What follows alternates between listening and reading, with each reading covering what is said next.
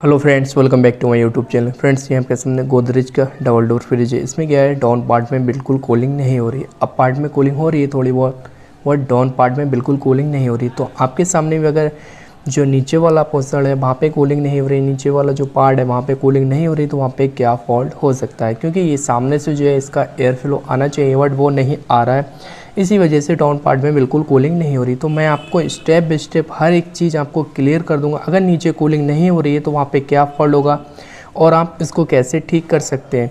तो आपको करना है, इस वीडियो कंप्लीट पॉज कर लेना है, जिससे कि मैं आपको जो इन्फॉर्मेशन दूँ वो अच्छे से समझ आ जाए। टाइम वेस्ट ना करते हुए वीडियो करते हैं स्टार्ट। तो सबसे पहले आपको क्या करना है, इस दो स्क्रू होते हैं यहाँ से ओपन कर लेना है। इन दोनों को ओपन करके इसके बाद इससे क्या है, आपको इस तरीके से स्लाइड करना है। आगे जब ये खिसक जाए स्लाइड करके, उसके बाद आपको क्या करना है, यहाँ पे क्या होता है, एक फ़ैन मोटर लगा होता है। तो ये फ़ैन मोटर आप देख रहे हैं, और बाकी इसकी जो कूलिंग कोयल है वहाँ पे बहुत ज़्यादा आइस है, बहुत ज़्यादा बर्फ़ इकट्ठा हो गई, बहुत ज़्यादा बर्फ़ जमा हो गई है।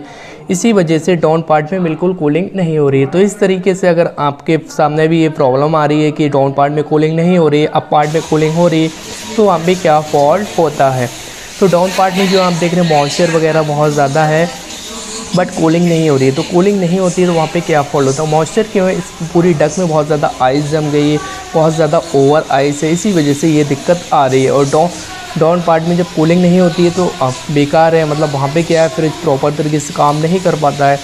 और इसकी जो फ़ैन मोटर है वो 12 DC वोल्ट पे, वो भी मैं आपको दिखाऊंगा। ये आप देख रहे हैं फ़ैन मोटर चलती है फिर रुक जाती है, चलती है फिर रुक जाती है, ये दिक्कत आ रही है, देख रहे हैं आप, फिर ये रुक गई। तो इसमें एक तो क्या है, ये दिक्कत है फ़ैन मोटर की। दूसरी मैं आपको बताऊंगा कि इसके सेंसर कैसे चेक कर सकते हैं, हीटर कैसे चेक कर सकते हैं, वो सब चीज़ मैं प्रैक्टिकली आपको समझाऊंगा, जिससे आपको टेस्टिंग में कोई प्रॉब्लम नहीं हो। तो यहाँ पे क्या है, इसका एक फ्यूज़ लगा होता है, उसके बाद एक NTG सेंसर लगा होता है जो कूलिंग कोयल पर लगा होता है। वो क्या है, कूलिंग को सेंस करते हैं, इसी के अकॉर्डिंग जो रेफ्रिजरेटर होता है वो कूलिंग करता है। तो आप देख रहे हैं इसके अभी भी कूलिंग कोयल पे बहुत ज़्यादा आइस है।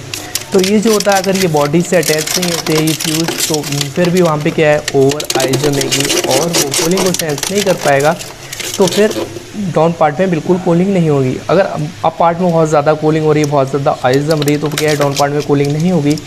और अप पार्ट की जो आइस है उसको कैसे रिमूव कर सकते हैं, आप क्या कर सकते हैं, आप गर्म पानी लेके उसके बाद इस पर आप डालेंगे, तो डाउन पार्ट में क्या होगा, एकदम अच्छे से इसकी जो पानी है वो सारा निकल जाएगा और जो आइस है मेल्ट हो जाएगी जल्दी। या फिर आप फ्रिज को ऑफ रख दें 4-5 घंटे के लिए। तो यहाँ पे क्या है, ये जो है फ्यूज का है, उसके बाद हीटर के हैं ब्लैक वाले वायर जो है, और उसके बाद जो है इसका जो इसमें क्या है, 2 सेंसर लगे होते हैं। एक तो ये फ्यूज है और दूसरा ये कूलिंग कोयल पे जो सेंसर लगा होता है उसे NTC सेंसर बोलते हैं, जो कैप्सूल टाइप का होता है। वो मैं आपको दिखाता हूँ, इसको ओपन करके इसको रिमूव करके, ये देख रहे हैं आप, इस तरीके का ये सेंसर होता है। ये जो सेंसर होता है, आप इसको भी मैं टेस्टिंग करके दिखाऊंगा, आपको फ्यूज भी टेस्टिंग करके दिखाऊंगा। उसके बाद मैं आपको जो है इसका हीटर भी चेक करके दिखाऊंगा, और इसमें जो प्रॉब्लम है उसको भी ठीक करके फिर आपको, आपके सामने भी अगर ये दिक्कत आ रही है तो उसको कैसे ठीक कर सकते हैं। तो फिलहाल एक तो इसमें क्या है, फ़ैन की दिक्कत है। तो क्या है, आपको फ्यूज़ चेक करना है, क्वान्टिटी की रेंज पे मीटर को सेट करना है। मीटर को सेट करके उसके बाद दोनों नोब लेना है, ब्लैक एंड रेड दोनों को, मतलब नेगेटिव पॉजिटिव। तो उसको क्या है, आपको जो फ्यूज होता है उस पर रखना है, ठीक है। उसके बाद आपको देखना है, अगर यहाँ पे अलार्म का साउंड आ रहा है तो इस कंडीशन में आपका जो फ्यूज है वो ओके, कोई दिक्कत नहीं है। तो इस तरीके से आप टेस्टिंग कर सकते हैं। तो आप देख रहे हैं यहाँ पर क्या है, दोनों लगा दी और ये जो है अलार्म का साउंड आना स्टार्ट हो गया। तो इस तरीके से आप चेक कर सकते हैं फ्यूज आपका ओके है, कोई दिक्कत नहीं। अब बात करते हैं NTC सेंसर की। NTC सेंसर आप कैसे चेक कर सकते हैं, आपको मीटर को किलो ओम पे सेट करना है, इस चीज़ का आपको ध्यान रखना है। किलो ओम पे मीटर को सेट करेंगे, 10 किलो ओम या फिर जो भी हो आपके 100 किलो ओम हो, तो वहाँ पे सेट करके उसके बाद इस मीटर को भी चेकआउट करना है। तो आप देख रहे हैं ये 2 वायर हैं इसके सेंसर के, तो दोनों नोब इस तरीके से लगाना है। उसके बाद आपको यहाँ पे क्या है, 4 किलो ओम या 5 किलो ओम होगा तो वहाँ पे आपका हीटर जो सेंसर जो है वो एकदम ओके है। तो यहाँ पे क्या है, सर्दी है, ठंड है बहुत ज़्यादा, इसी वजह से ये मतलब जो फ्रीज जो इसका सेंसर है बहुत ठंडा था, इसलिए 15 किलो ओम दिखा रहा है। तो इस तरीके से अगर ज़्यादा चिल्ड है तो वहाँ पे इतना दिखाएगा, तो ओके, कोई दिक्कत नहीं है। अब बात करते हैं हीटर की। हीटर भी किलो ओम पे आप सेट कर सकते हैं। तो यहाँ पे क्या है, हीटर की जो रेजिस्टेंस है, जो भी मतलब किलो ओम शो होना चाहिए, वो आपको 4-5 में होंगी। तो आप देख रहे हैं यहाँ तक 4 है, तो एकदम ओके है, हीटर भी कोई दिक्कत नहीं है। तो इस तरीके से आप चेक कर सकते हैं, इस तरीके से आप टेस्टिंग कर सकते हैं तीनों चीज़ की। अब बात करते हैं इसके मतलब फ़ैन मोटर। यहाँ पे फ़ैन मोटर जो है इसका बहुत ज़्यादा रुक रुक के चल रहा था, वो मैंने दिखाया भी था आपको।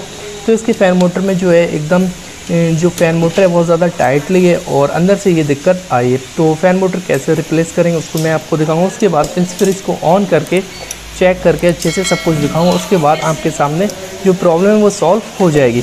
तो इस फ़ैन मोटर को सबसे पहले ओपन करना है, क्योंकि यहाँ पे क्या है जब फ़ैन मोटर नहीं चल रहा था तो इस पर क्या ओवर आइस जम रही थी, ओवर मतलब कॉइल बहुत ज़्यादा चिल्ड हो रही थी, बर्फ़ जम जा रही, शिमला बन जा रहा था।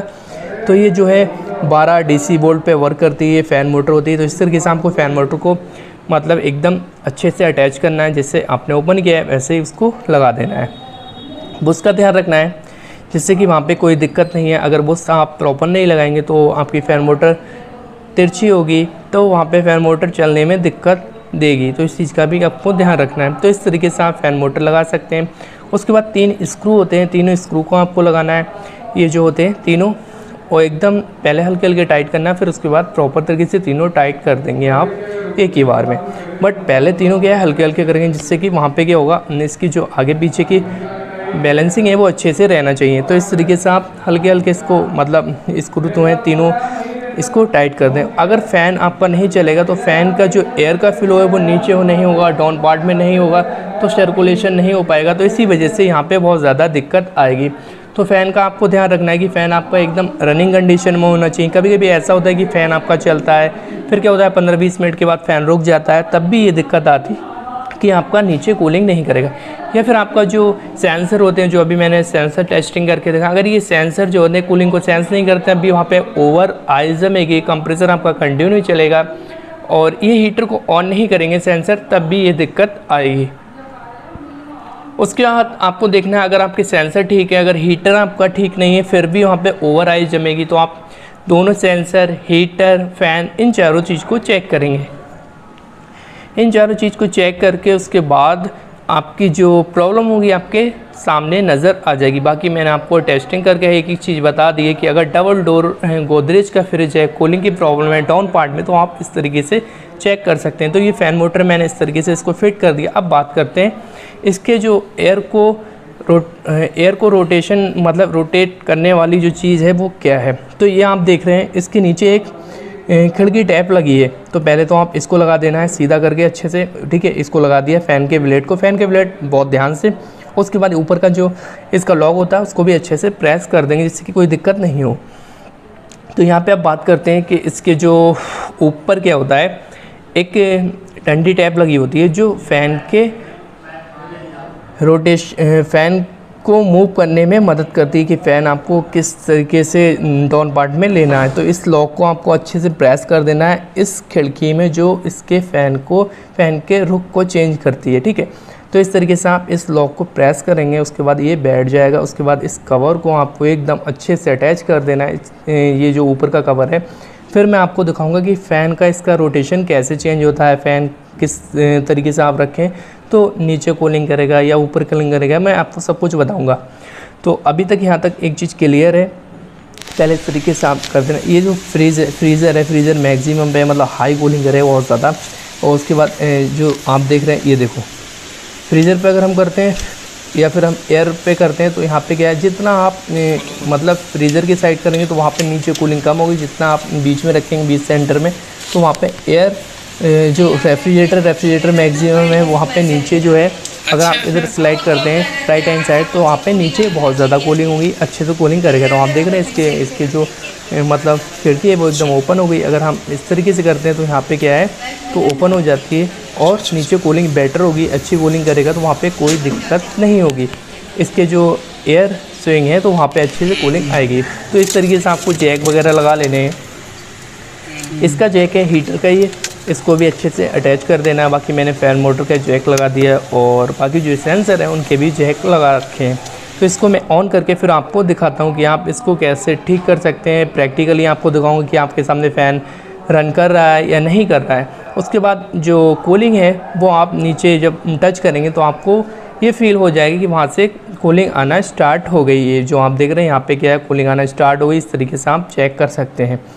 तो अभी फ़िलहाल क्या है, फ्रिज को ऑन करके और इसको टेस्टिंग करके आप जब भी काम करें कहीं भी, तो उसके बाद 15 मिनट रुक के उसको टेस्टिंग करके एकदम प्रॉपर तरीके से, उसके बाद आप वहाँ से मतलब निकल आएँ। तो यहाँ तक क्या है, क्लियर हो गया कि हमारा जो फ्रिज है फ़िलहाल ऑन हो गया है और इसका जो फ़ैन मोटर है वो भी रनिंग कंडीशन में, प्लस इसके नीचे भी आप कूलिंग चेक कर लेंगे इसको ऑफ़ करके। तो मैंने क्या ओपन करके भी आपको दिखाना है कि फ़ैन चल रहा है या नहीं चल रहा है।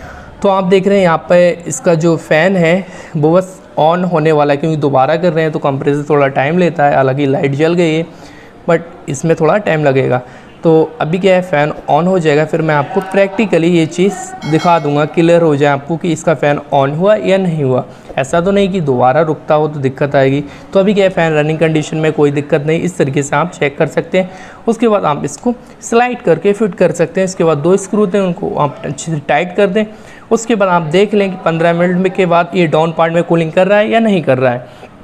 तो उसके बाद एकदम अच्छे से सब कुछ मैंने इसको फिट कर दिया और इसका जो फ़ैन मोटर है वो भी रनिंग कंडीशन में, कोई दिक्कत नहीं। अच्छे से ये जो फ़ैन मोटर है एयर के फ्लो को बाहर आउट कर रहा है। अब डाउन पार्ट में हम देखते हैं कि डाउन पार्ट में अच्छे से ये कूलिंग कर रहा है या नहीं कर रहा है। तो डाउन पार्ट में क्या है, यहाँ पे एयर जो है आ रही है, आना स्टार्ट हो गई। तो इसी चीज़ से आप क्लियर कर सकते हैं। बाकी आधे घंटे के बाद ये अच्छे से चिल्ड कर देगा। तो फ्रेंड्स, ये इन्फॉर्मेशन कैसी लगी, अच्छी लगी वीडियो को लाइक कर दो, चैनल पर नहीं विजिट किया चैनल को सब्सक्राइब कर दो। Thank you for watching.